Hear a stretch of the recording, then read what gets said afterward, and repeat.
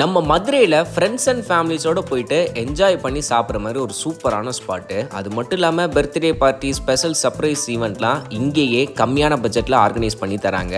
மத்தியானம் 1 மணிலேருந்தே பார்த்தீங்கன்னா இந்த மஷ்ரூம், பன்னீர், வெஜ் ஃப்ரைட் ரைஸ்லாம் பார்த்தீங்கன்னா கிடைக்கும். அதுலேயும் அந்த கோபி மஞ்சூரியன்லாம் அட்டகாசம் செம்மையாக இருந்துச்சு. இவங்களோட ஸ்பெஷல் என்ன அப்படின்னா 99 வகையான வெஜ் வெரைட்டி தோசை பார்த்தீங்கன்னா செஞ்சு தருவாங்க.